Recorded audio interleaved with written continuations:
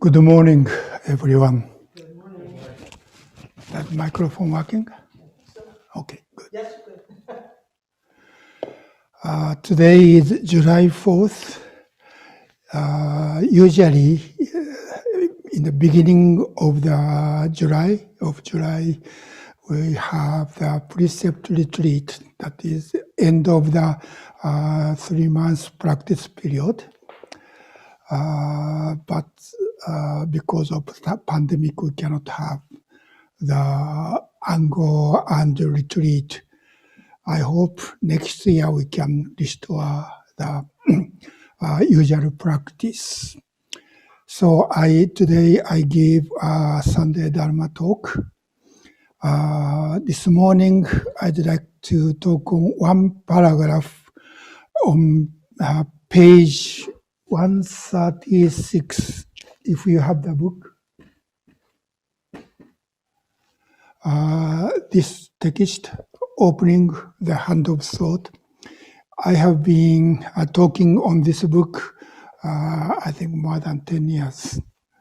And in my record, this is 234th talk on this book. And I still have another chapter. Anyway, the paragraph I'd like to talk this morning is second paragraph of page 135 of this book. Dogen Zenji's only Buddha, together with Buddha, Shobo Genzo Yuibutsu Yobutsu, cast a clear light on this. All the Buddhas have completed their practice, become one with the way, and attained enlightenment. How are we to understand the identity of ourselves and the Buddhas? The practice of the Buddhas is carried on together with the whole world and all sentient beings. If it is not universal, it is not the practice of the Buddha. Therefore, from the time we first aspire to the way until we attain Buddhahood, both practice and attainment of Buddhahood must be one with the whole world and all sentient beings. Until the last paragraph I talked last time in June, Okumura Roshi has been talking about the meaning or significance of Zazen practice within the modern civilization. And first he talks about Zazen practice, and then he talks about two practices. Two practice refers to vow and repentance, bodhisattva vow, and practice repentance. And three minds. Three minds is Sanshin. And Okumura Roshi quote this passage from Shobo Genzo Yuibutsu Yobutsu as the source of his understanding of Sanshin. Sanshin is, as I think you know, Daishin, Roshin,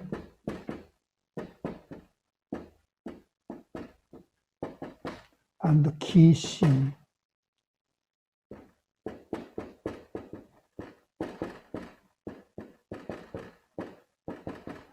Daishin is magnanimous or big mind, and Roshin is matured or parental or nurturing mind, and Kishin is a joyful mind.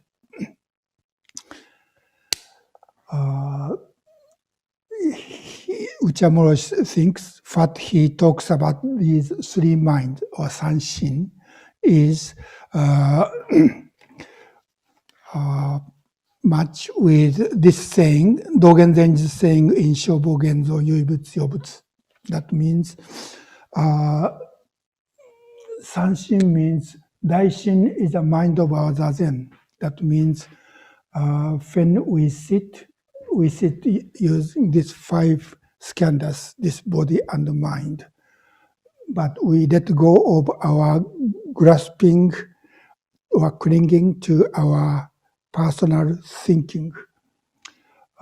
Then we see, these 5 skandhas are empty. There's nothing fixed within these 5 skandhas, this body and mind. When we see emptiness of 5 skandhas, that means emptiness of ourselves, then we start to see interconnection with all other beings. We see, this entirety of, in my expression, network of interdependent origination is myself, because this self is empty or zero. That is what Daishin magnanimous mind means. The mind we see this entire being, all beings within this entire world is together with me. And nurturing mind or parental mind is we are living together with all beings with this interconnectedness. And we have vowed to help others, to make some offerings. That is what parental mind means, taking care of others.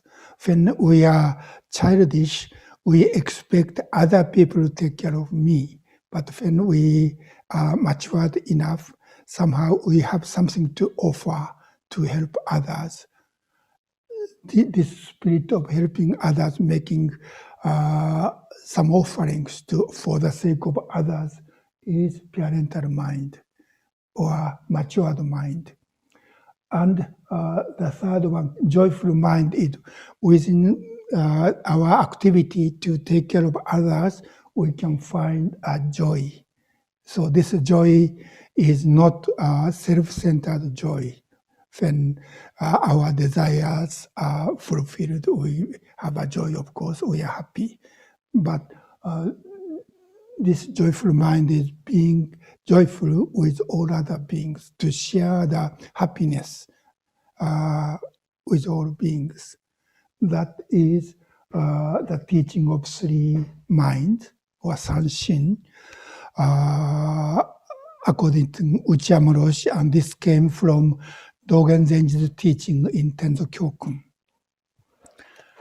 And, in the Buddhist text, when someone wants to say something about his understanding or idea of Dharma, after that person, the author, express his understanding, what the person need to do is to find the evidence or proof of what he want to say is being accordance with Buddha's teaching.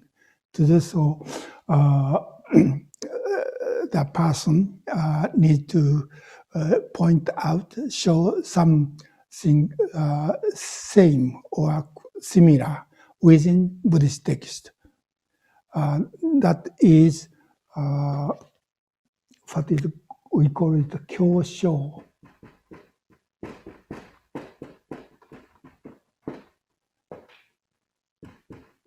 Kyo is sutra and sho is evidence. So in this case, Okumura Roshi tried to show the evidence of what he is talking about sanshin is in accordance with what Dogen Zenji taught. So this is this passage is the evidence of what Okumura Roshi has been said is within Buddhist teaching, especially Dogen Zenji's teaching.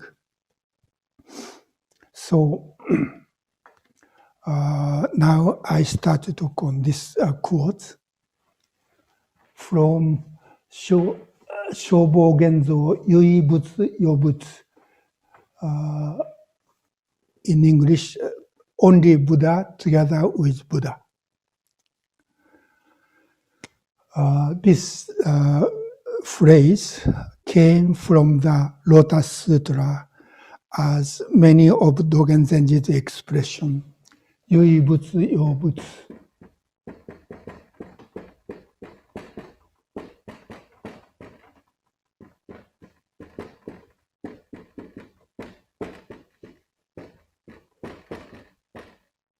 Yui is only, and Butsu is Buddha, and Yo is together, and again Buddha. So only Buddha together with Buddha. This is beginning of the longer sentence, that is Yui Butsu Yobutsu Nai no Gu Jin Shoho Jisso.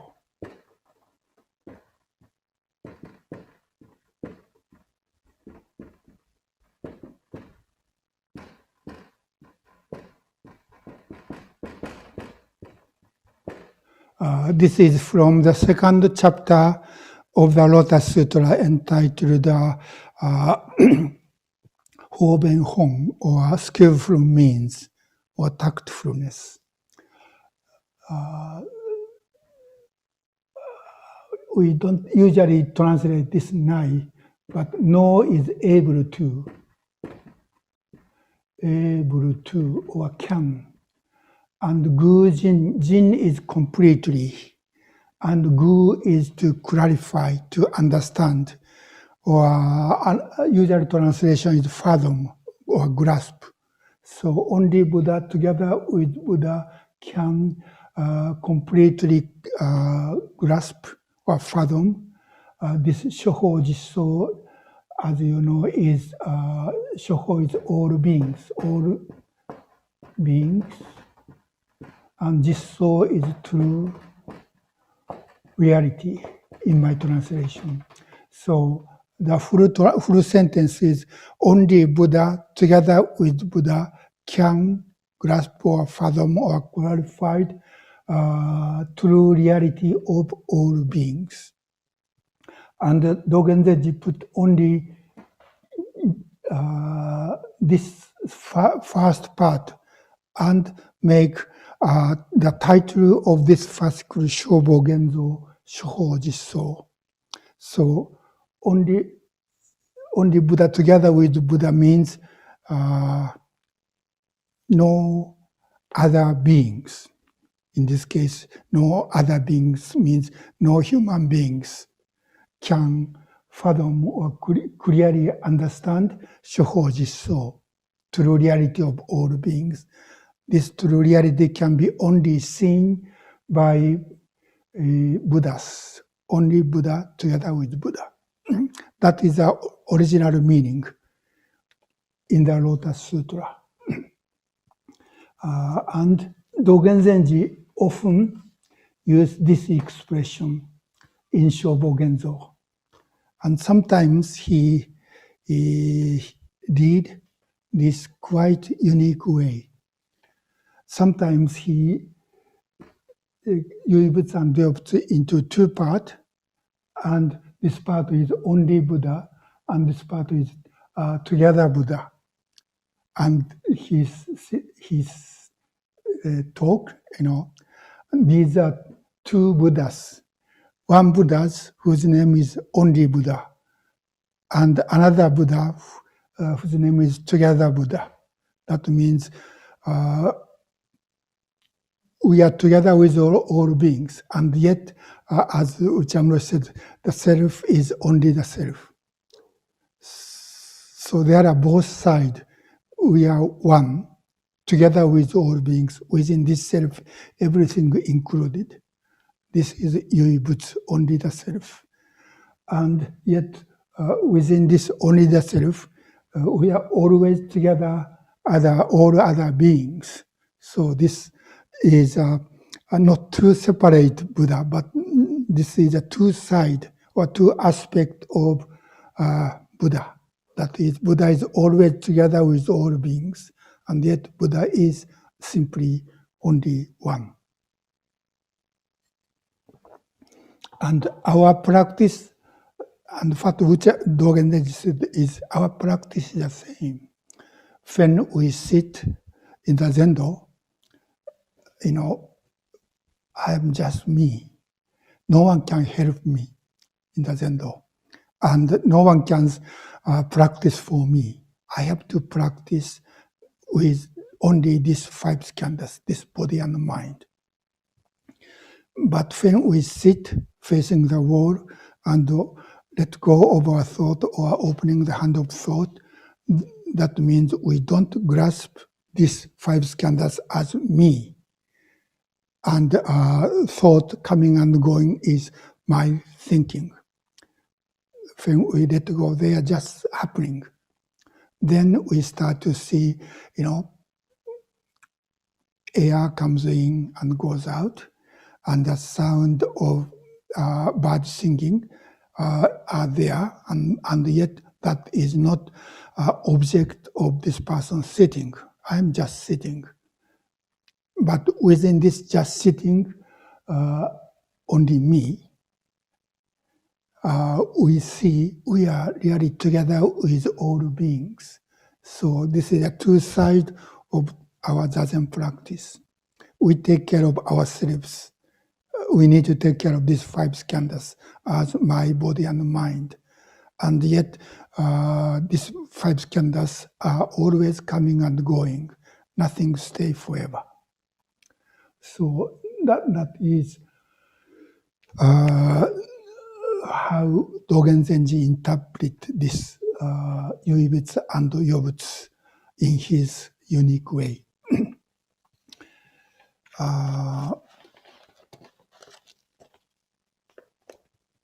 So here, this is my translation of Shobogenzo Yuibutsu Yobutsu. In the very beginning of this fascicle, Dogen Zenji says,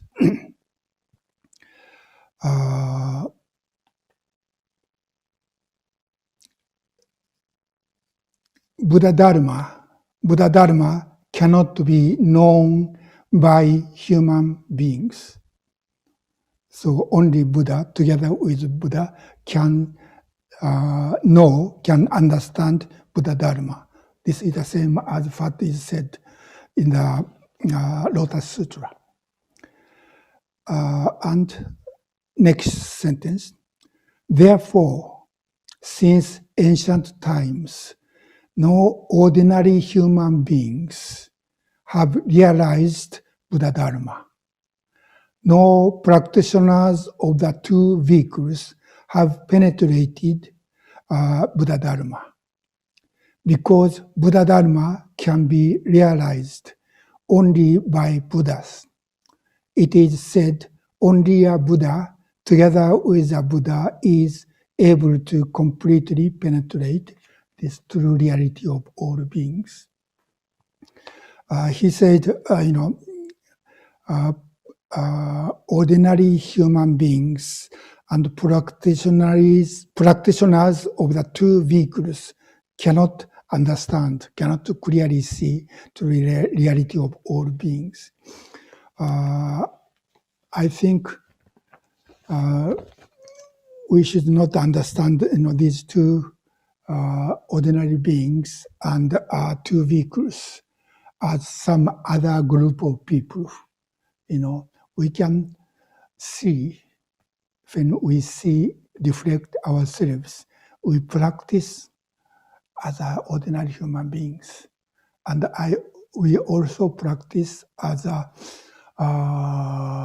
Shravaka or Prateka Buddhas. That means ordinary beings is practice within samsara and practice to get somewhere better than where we are. Within the 6 realms of samsara, we do something, we make effort to get something better or to make ourselves better person, to gain some reward or benefit. If we practice with this attitude, then we are practicing as ordinary human beings. And if we think, to live within samsara and seeking after something good or better or beneficial to me or something desirable, that way of practice, that way of life is not peaceful. Then we want to escape from samsara and try to enter nirvana. This attitude is called two vehicles, or Shravaka and Prateka Buddhas, from the Mahayana point of view. So if we practice with this attitude to practice Buddha Dharma, or in our case, Zazen, to get something better, or to make ourselves better past people, then our practice is done by ordinary human beings. And if we want to escape from this, world, that is so many problems and difficulty, and we need to find a perfect peace or nirvana.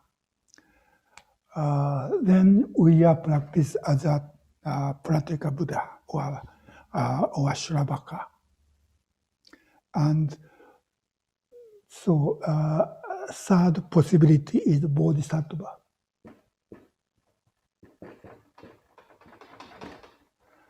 Bodhisattva is not stay in samsara, and yet Bodhisattva practice not to enter nirvana. Bodhisattva is nowhere. This is very interesting and important point of our practice as a Bodhisattva. That means we stay here. We never escape, but stay here not to fulfill our personal desire, but to live together with all beings within this world. So we practice within samsara. So our practice is not escape, and our practice is not to gain something desirable. But our goal is to be together with all beings and make some kind of offerings we can.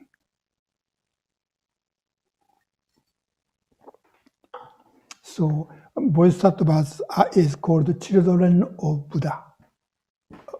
In Japanese, Bushi. We are not Buddha yet, but we are very immature children of Buddha. So we try to follow what Buddha did. Shakyamuni Buddha attained awakening and became Buddha, and at that moment he entered nirvana. But he didn't escape from samsara. He stayed in this world and taught, people in this within samsara, and offer his teachings. That is the example of our practice. That is Buddha's practice. So attaining Buddhahood or entering nirvana is not the end of the story, but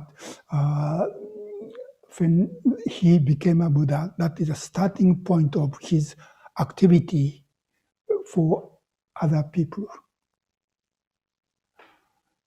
So here in this sentence, Dogen Zenji doesn't include bodhisattvas. He said, ordinary beings or people in the two vehicles, Shravaka and Pratika Buddha, cannot understand Buddha Dharma, cannot penetrate Buddha Dharma. Only Buddha together with Buddha. In this case, I think Dogen Zenji include bodhisattvas within a kind of Buddha family. When we allowed bodhicitta and receive bodhisattva precept and take a bodhisattva vows, then we are already in the Buddha's family. We are already in the Buddha way.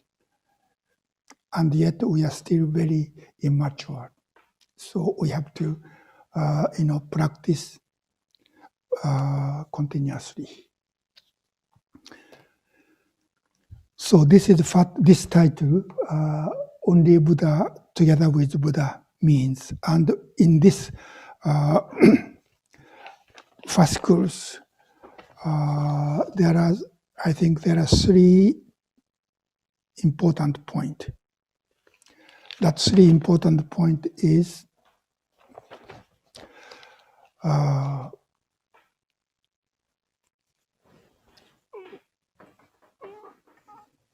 first one, he says, also we should hear and understand that the entire great earth is itself the Dharma body of the self. So entire great earth means this entire world or entirety of interconnectedness. And we are only one part of this interconnectedness. But he's saying this entire great earth, means this entirety of interdependent origination, is itself the Dharma body of the self. As a conditioned individual person, our body is limited as these five skandhas. And we are born sometime, in my case, 73 years ago, and we will die sooner or later, I don't know when. But our life as an individual is limited and conditioned. But when we see emptiness of this individuality, then we see we are together with all beings. Then this entirety of interconnectedness is Dharma body of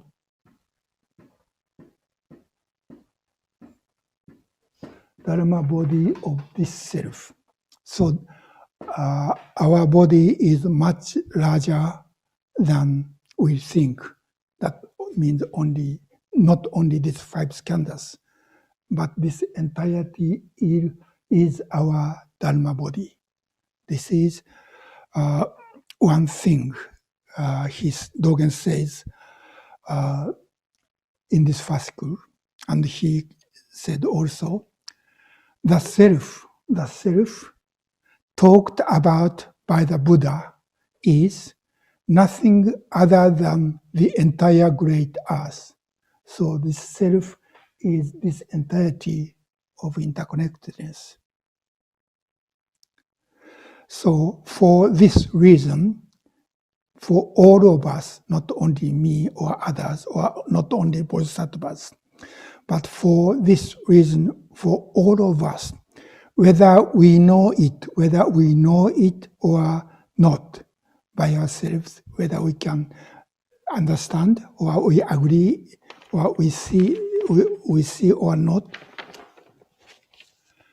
there is no entire great earth. There is no entire great earth that is not the self. So this self as a five aggregate and this Dharma body of the self are interconnected. This is what I say, 1 equals 0 equals infinity. This is how we are, each one of us. We are, as individual beings, only this limited 5 skandhas, body and mind. And yet, because there's no fixed entity within these 5 skandhas, there's no such things called self. So, in that sense, we are zero. And when we see we are zero, means there's nothing to cling to. So we open our hand. Then we see the connectedness with all beings. This is infinity, this entirety. So these are not 3 different things, but this is how we actually, how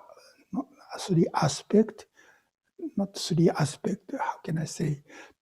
This is a 3 ways of viewing one reality. This is one thing he's saying. So the idea of Daishin, or magnanimous mind, came from the self and the entirety, or great earth are one. And next thing, or 2 other things, is mentioned a little later. That is, an ancient Buddha said, mountains, rivers, the great earth, and human beings are born together. We are born together. The Buddhas of the 3 times and human beings have always been practicing together. The first sentence in this quote is, mountain, rivers, and great earth mean this entire world. And human beings are born together. Okumura Roshi says, when we are born together with this entire world. And when we are living together with this entire world. And when we die, this entire world dies together with me. The origin, the source of this saying by Okumura Roshi is from this fascicle of Shobo Genzo. So we are born together with this entire body, entire world.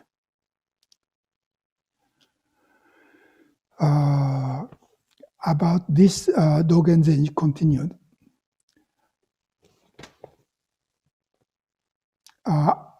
He said, however, this word, however, is his favorite word. He said, however, even if we look at the mountains, rivers, and great earth, when a person is born, it does not seem that another mountain, river, or great earth is born on top of the mountains, rivers, and great earth that exist. That means when we see a newborn baby, even before this baby was born, we know there are mountains, this entire world. And according to this saying, when this baby was born, this entire world is born together with this baby. Then it seems there are 2 entire worlds.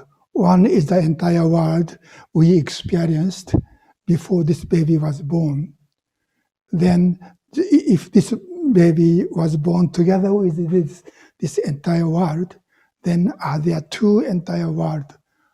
If not only one baby, but if we are millions or billions of people, this billions of entire world are there. And I think that is what Dogen is saying. We are living together with this, this entire world in which I see and I experience is only my entire world. And if someone else is born somewhere else or sometime before or after, and this person see and experience the entire world. This entire world and this entire world are two different entire worlds. And yet somehow all those billions of entire world are penetrate each other. So when we think, we can see within this entire world, billions of people are, being born, live for a while, and die, disappeared. But this entire world is always there. And yet, according to Dogen and Okumura Roshi, this is our concept. Here is the entire world, and there is a time, and within this time and space, sometimes we are born and we live for a while and we disappear sooner or later. And so we think this space and time are fixed. Within this fixed space and time, each one of us are born, live, and die. So we share this entire world. Like Okumura Roshi said, that we think this time and space is like a stage on which some play is going on. And we join the play and stay in the stage for a while and disappear, but the play on the stage continues. That is our concept about our life and time and space and this entire world. But as actual entire world we can see and experience is only my world. That is what Okumura Roshi and Dogen is saying here. When we are born together with the entire world. And we live together with all beings within this entire world. And when we die, this entire world die. That means, for example, while Okumura Roshi, my teacher, was alive, I'm part of his entire world as one of his disciples. But I am not sure whether me, Shohaku, within Okumura Roshi's world, that means how Okumura Roshi see and think about Shohaku was, and actually me are the same or different. There's no way to make sure. And the Shohaku, one of his disciples, died when Okumura Roshi died. So Shohaku within Okumura Roshi's world is already dead. But Okumura Roshi is still alive within my entire world as my late teacher. So that is how our actual life and world and all beings, we can meet and doing something together is as our actual life. It's not a concept. So this is the second point, I think, in Yoibutsu Yobutsu. And the third point is, as I read, the Buddhas of the three times and human beings have always been practicing together. This is what Okumura Roshi is quoted in this paragraph. That is, Dogen Zenji says about this thing, the Buddhas of the three times. That means all Buddhas and human beings and us have always been practicing together. Me and Buddhas are together. A little later, Dogen Zenji talks about this. That is what Okumura Roshi quotes in here. Let me read my translation instead of the translation quoted in this text.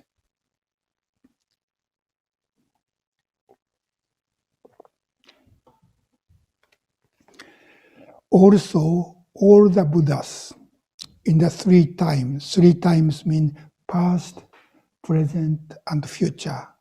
All the Buddhas in the three times have already practiced and attained the way. Attained the way means complete the Buddha way, means he attained Buddhahood or enlightenment and completed realization. So Buddha was already completed this entire Buddha way, and he arrived to the goal that is called Buddhahood. And yet we are very immature. We are very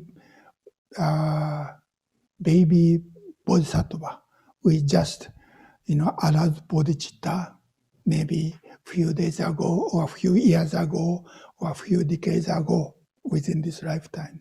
So we are very new. We are like a newborn baby, and we are very immature. So we are still ordinary human beings, and we are looking for something better, or sometimes we want to escape from this noisy, busy, materialistic world, and went to nirvana. If so, we are still Shravaka, but those are part of us, and yet we arise bodhicitta and try not to escape from samsara, but try to find a peaceful way of life, a steady way of life based on 4 bodhisattva vows.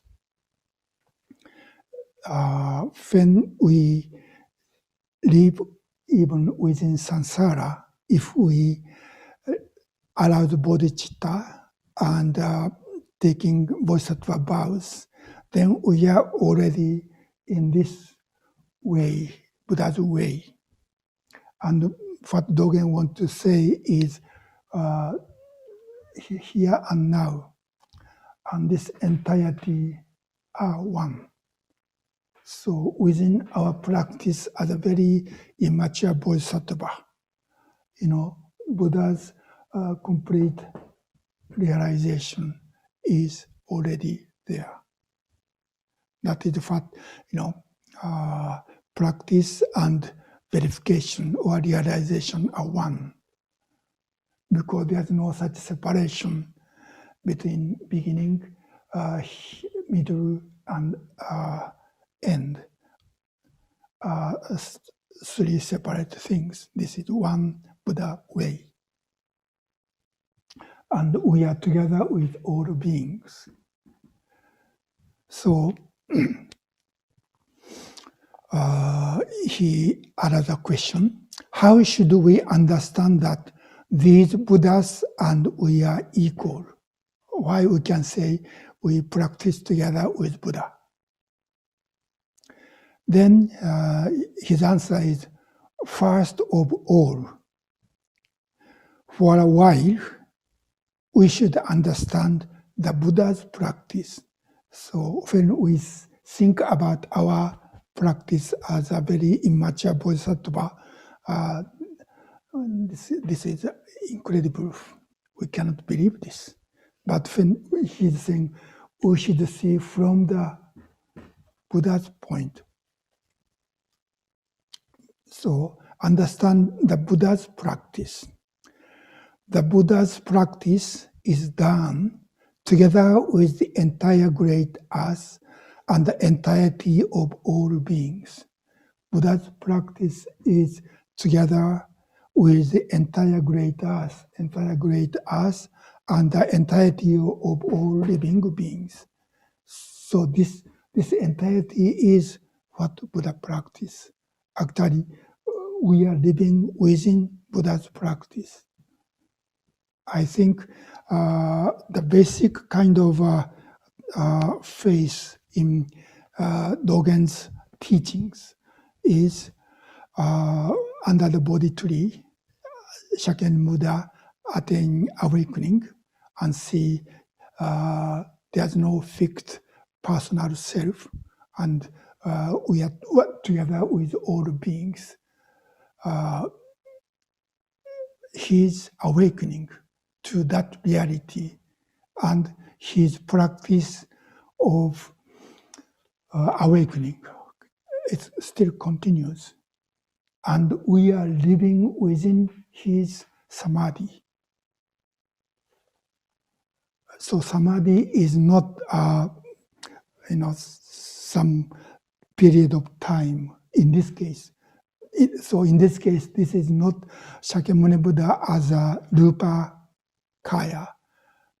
This is Shakyamuni's dharma kaya, dharma body. And we are, and this entirety is Buddha's samadhi. And we are born and live and die within Buddha's samadhi. So we are alive within Buddha's samadhi. That means the reality of emptiness, of interconnectedness. And we are simply the part of this emptiness and interconnectedness. So although our thinking, things happening in our brain is very self-centered and karmic, that means conditioned. And we are always thinking, how can I fulfill my desire? How can I be happy? Even other people are not happy. I hope, or at least I want to be happy. And how can we do that? But when we open our hand, that kind of self-centered desire is coming and going. It's never eliminated. It's already still here. But when we open our hand, then we sit based on this interconnectedness. So our zazen is completely together with all beings, even though I don't think so. That is what Dogen said, whether we know it or not we know it. That is what true reality means. True reality is not what I think or what I understand, but this is from or beyond our understanding or beyond we can know. That's why we need a faith. Faith in Japanese is shin. So Buddhism or Buddha's teaching is not a philosophy, but somehow we need to trust our faith, even though we can see this, even though we can understand this as a theory, still we think, this is true beyond our thinking. So faith is an important point of our practice. 4 important elements in Buddhism is Kyo, Ryo, Shin, Sho.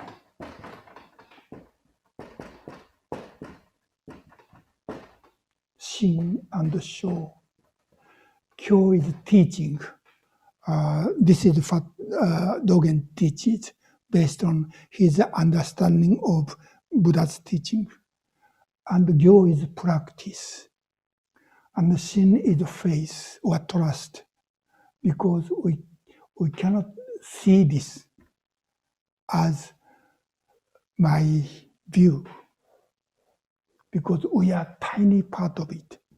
We cannot really see this entirety, but somehow we hear this teaching, somehow we see that might be true, and yet we don't see it, we don't really understand it, and even we practice, still our practice is with these small 5 skandhas. We cannot see this from outside, this other object. That's why we need trust or faith. And within this process, we find show is verification or evidence. So evidence is those 3: study or hearing, teaching, and we actually practice, and with trust or faith. And we really understand or verify. And our teachers or ancestral teachers in the generation are people who lived within these Kyogyo Shinsho. So we have a trust in what Buddha taught, and also we have a trust with what, in my case, what my teacher lived. He lived in his way, based on his practice of Zazen, and he expressed his understanding of what Buddha taught, and his faith. This entirety of his life is an example of this teaching is true. So especially when I was young and I didn't understand Buddha's teaching, especially Dogen's teaching. It's really difficult, beyond my understanding. But somehow I have a trust in my teachers, and Uchiyama Roshi's teacher, Sawaki Kodo Roshi's life. They already died. They already completed their lives. So there's no way I have doubt. That is my trust or faith in this practice through this very actual living example as a person. Well, so when we think of Buddha's practice, we see Buddha practiced together with all beings. Even after he became Buddha, he didn't enter nirvana. Actually, that was his nirvana, to stay in samsara and teaching other people are expression of his nirvana. So our nirvana is not somewhere beyond samsara, but we find nirvana here and now when we live together with all beings, and if we can find something we offer, we can help, whoever around us, or depending upon our capability, our activity might be very tiny. We can have, larger field, but whatever scale, if we do something beneficial to others without clinging to me personally, that is the same, has the same quality with what Buddha lived. So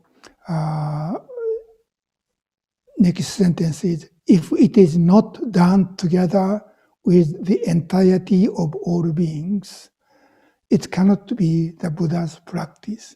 So within Buddha's practice, we are included. We are part of Buddha's practice. So we try to live and do things and practice as a part of Buddha's practice. Then final sentence in Ucham Roshi's quote is, in my translation, therefore, from the time we allowed body-mind, from the time we allowed body-mind to the moment we attain realization, we always attain realization and practice together with the entire great earth and the entirety of living beings. So this is not our accomplishment, personal accomplishment, but this is the quality of our life based on the reality of all beings. But still we are very immature bodhisattva, like a baby, so we are always cries and complain and try to find how can we become better person, or how can we get more desirable things. But we need to letting go moment by moment and try to what is the best thing here and now, not only for me, but for other people. That is our vow. And even though we vow to live in that way, we always find we are still very tiny and selfish. So we practice repentance. That is how we walk the bodhisattva path, moment by moment, one step each other. When we live in this way as a bodhisattva, Fatu Chamuro said, then our practice is Buddha's practice. It's not a human practice to make me better within samsara. Well, I think this is what I have to say this morning. And there are two more paragraphs in this chapter. And after that, I'm going to talk about chapter 8. That is the final chapter of this text. And actually, that is a transcription of Uchiyama Roshi's final lecture, final teisho, right before, the day before he left Antaiji, when he retired from Antaiji.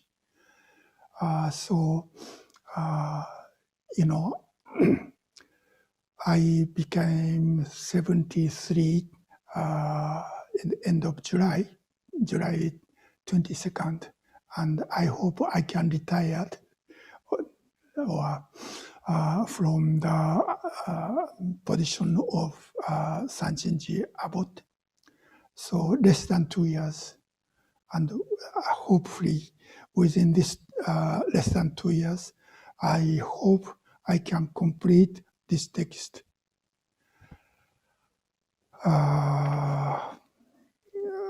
I don't know if I can complete or not, but that is my vow for now.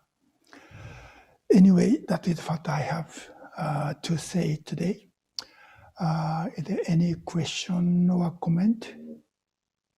And unmute yourself and just talk, because that's a little hard for us to see you all. Any questions today?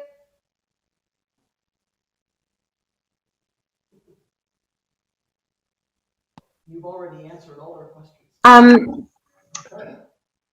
Yes, Cohen again from Florida. I think because I have some an admitted, and because I'm anonymous, I can't speak.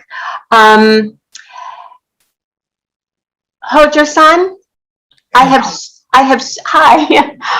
have so many questions that as I was listening, I was trying to synthesize all of this into one big question. And I'll just try to go and use my, as we call it, Christian name, joy versus happiness. Because you speak of joyful mind versus happiness or a happy experience.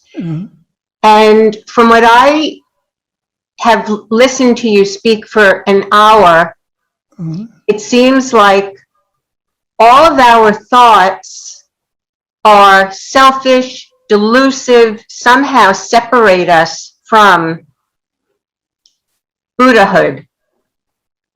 Is it basically enlightened behavior or action that's nonverbal, that we go beyond our thinking mind, that's all selfish and comes from our own experience, where we can be joyful with all beings versus happiness because I'm getting what makes this individual immature bodhisattva happy?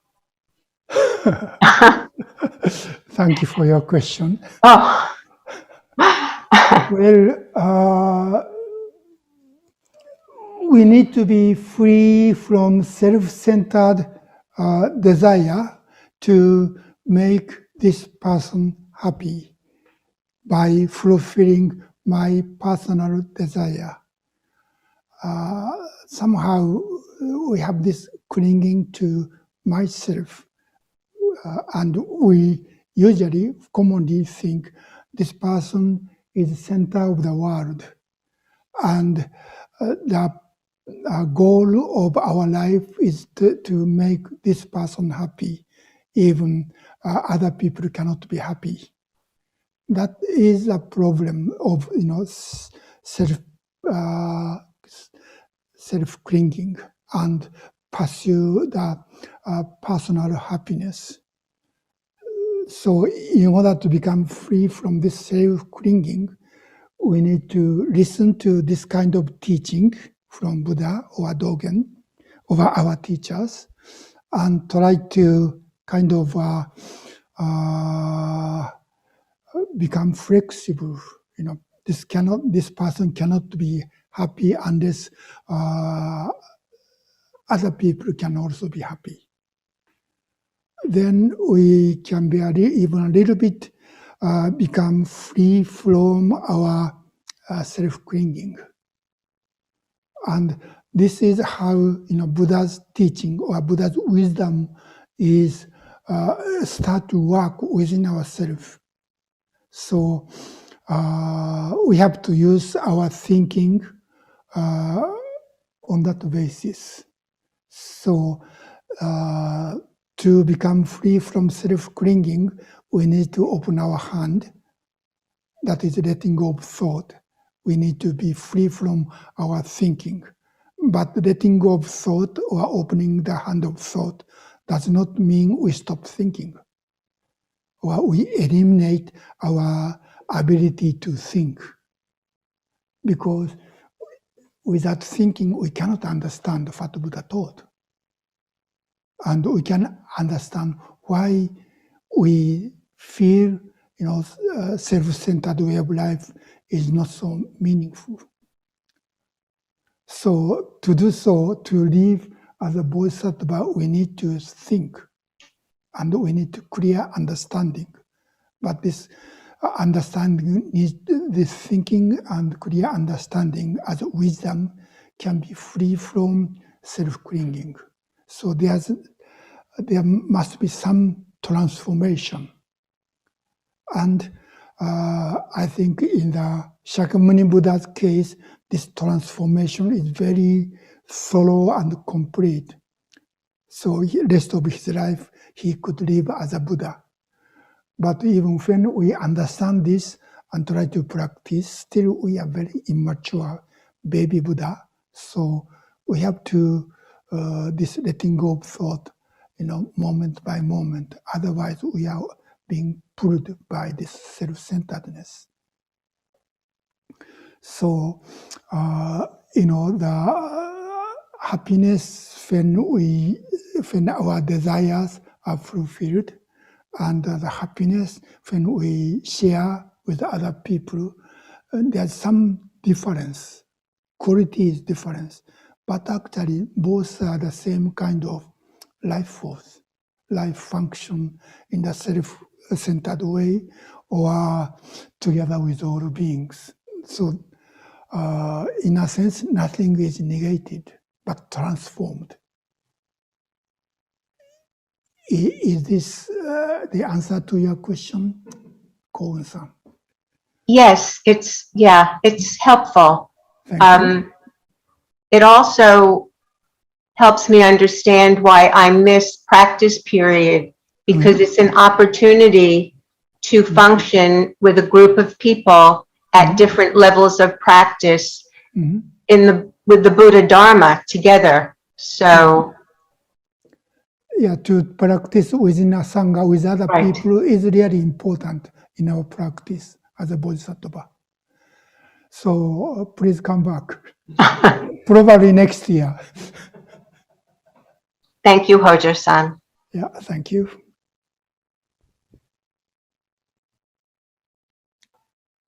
Other question or comment?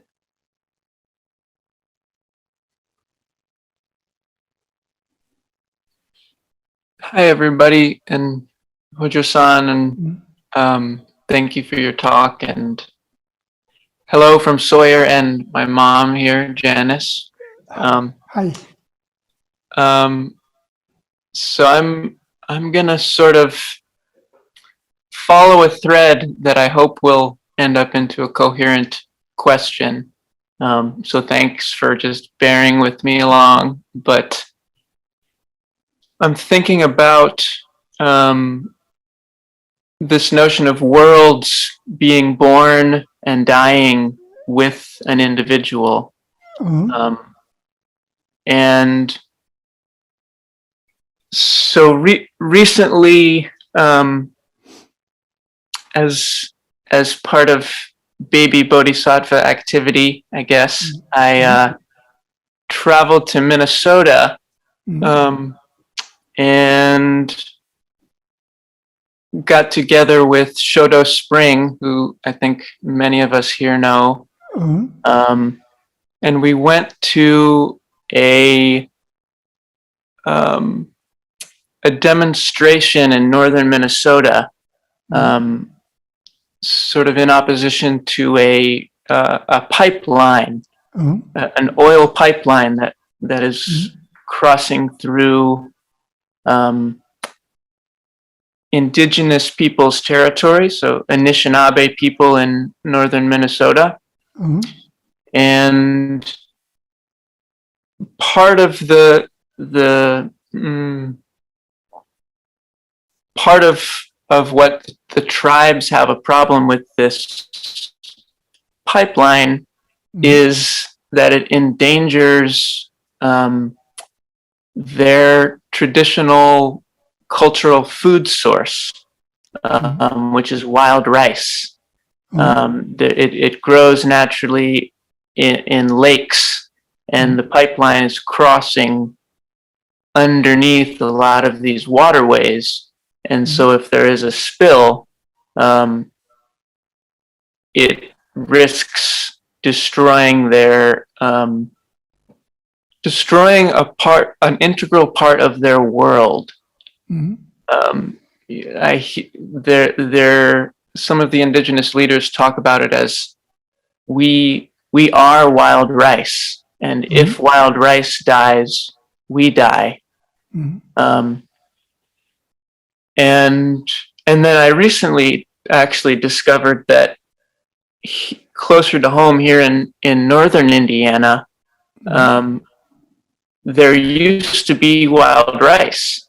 There used to be many more wetlands around Lake Michigan in northern Indiana, and wild rice was part of the ecosystem, and it was part of the Potawatomi people who lived around here. it was part of their life ways. But it is already gone in Indiana. So that world has already died in Indiana, but it is still sort of alive as much as it is to some degree in Minnesota. So I guess my question is, I can sort of understand, you know, a world dying or being born with an individual because you have your own consciousness. But what about sort of the world of a culture being born or dying, or the world of an ecosystem, a whole ecosystem being born or dying? Is there a difference there between sort of the individual birth and death and then a whole system's birth and death? I think those two are the same thing. You know, when the nature died, we have to die. So we are part of the nature, but nature is a part of us. And, you know, as my personal life and experience, I was born with this entire world and living together with all beings, and my world will die when I die. But within this life, I have ability to think, and I believe, you know, my children's or next generation have to live following what we do within this lifetime. So we cannot be selfish, thinking, you know, it's okay if I am happy, if only my lifetime is okay. We don't care about the next generation. Then that is really selfish. So, you know, one time, Okumura Roshi said something like, you know, when human beings, human civilization destroy the nature and kill the nature, if we do that things until beyond 13 degree, then when nature died, we need to die. And he said something like, it is like a, you know, octopus. Octopus has 8 legs. And if octopus eat when this person is lazy and try to eat his own leg, and if he ate all his legs, you know, this cannot be an octopus anymore. Same as, you know, we are together with the things in the nature. So when nature died, we die. Or we cannot be human beings without other beings, including you know, other people and other living beings and insentient beings. That is our life. So in order to protect our life, we have to protect the nature. So I don't think there is a separation between the way we live together with all beings only while I am alive. But my life continues even when I die. You know, what I'm doing is a continuation of what Okumura Roshi did. So Okumura Roshi, the life is done, completed, but within my world, within my activity, Okumura Roshi is still alive. So this is really important point to see the independence and interdependence and continuation and discontinuation only here and now, and it's continuous way of life. So we need to see both sides. Well, it is answer to your question. So Yes, thank you. And maybe I'll just follow up with a thought that just as you can see Uchiyama Roshi's teaching and life sort of continuing to play out in your own life and our lives and Sanshin as a whole, and I'm wondering if you can think of that in the same way as these lost wild rice that used to exist in Indiana, or the great forests that used to cover 85% of Indiana. Can our practice somehow carry on the life of what has been lost, what has been died, what has destroyed? And is there some way of seeing it continuing through our actions in some way? I hope there is. Well, I think we need to transform our way of life to do so, to recover what is lost. Not only wild rice and not only Minnesota or Indiana. Same thing happened all over the world. This entire Earth. Japan is a tiny country, but Japanese people have taken care of the nature until last century. They take care of the mountains and use the tree woods in a harmonious way. But today people stop taking care of the mountains and trees because it's cheaper to buy lumber from Canada or other places. So Japanese mountains are now very sick, and that makes the harm of the typhoon worse. So when we kill or destroy the nature, we are also destroying or harming ourselves. I think that is really important kind of awakening. And if we can restore the nature even a little bit or not is up to us, how we live. If we are ready to even give up some kind of richness or convenience and to live in the way harmonious with other beings in the nature or not. So we have to be ready to lose something and accept some inconvenience. Otherwise, this continue until the end of the history of human beings. I hope we can have some transformation. I think that is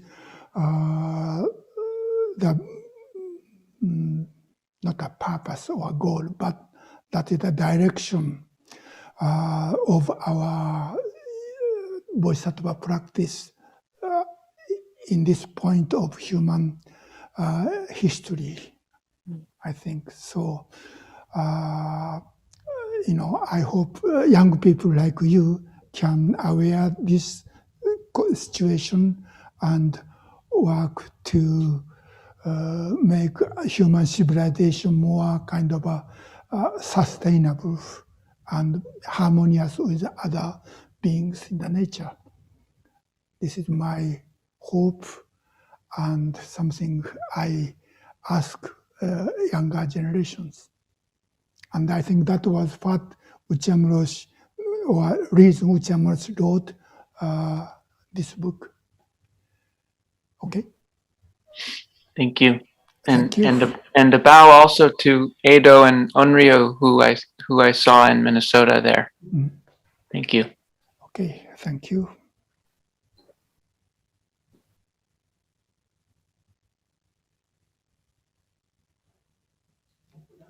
Okay, that's enough. Great. Thank you very much. See you next time.